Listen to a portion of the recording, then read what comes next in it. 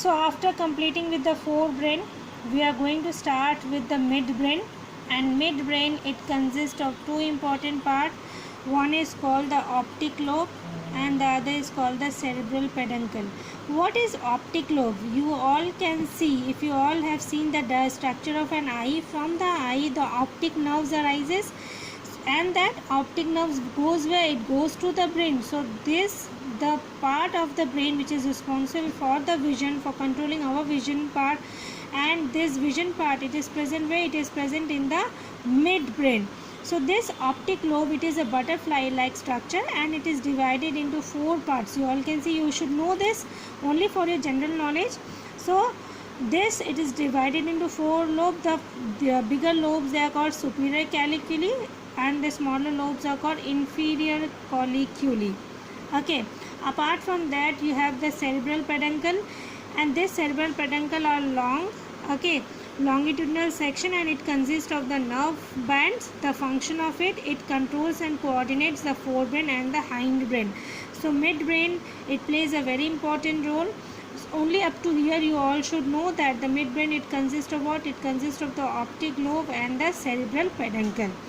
Up to class here you should know up to this only. Okay class, the part after completing with the midbrain, we have the hindbrain, the last part of the brain, that is called the hindbrain.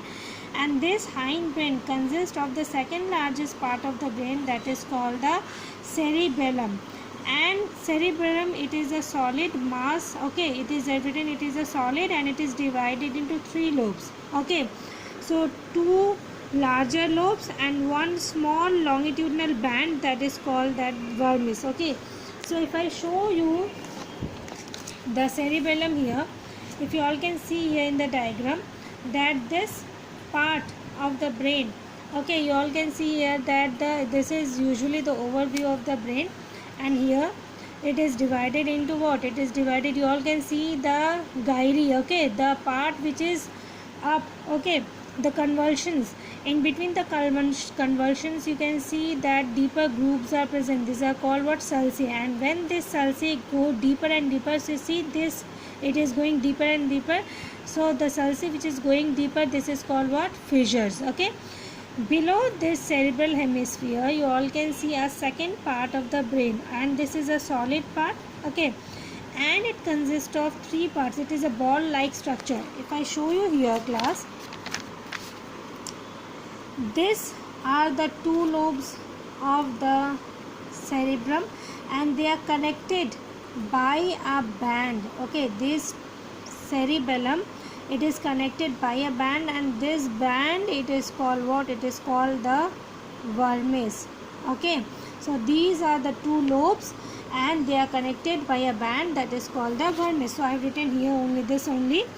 Okay, a small the cerebral hemisphere is connected by a sheath-shaped structure called corpus callosum, and here the cerebellum, it is connected by a band, that is called the vermis. Okay, what is the function of it? It maintains the posture. So what is the main function of it? It maintains the posture and equilibrium and voluntary controls of the muscles. These are all controlled by this cerebellum. Then you have the pons. So if you all see here, so this is your cerebellum. In front of the cerebellum you have what? Again a small lobe like, or you all can see a bulge is present. This is called the pons. Okay, let us see what I have written here. So it is an oval structure, maintains the function. Okay, what is the main function of it? Its main function is coordination between the forebrain and the cerebellum.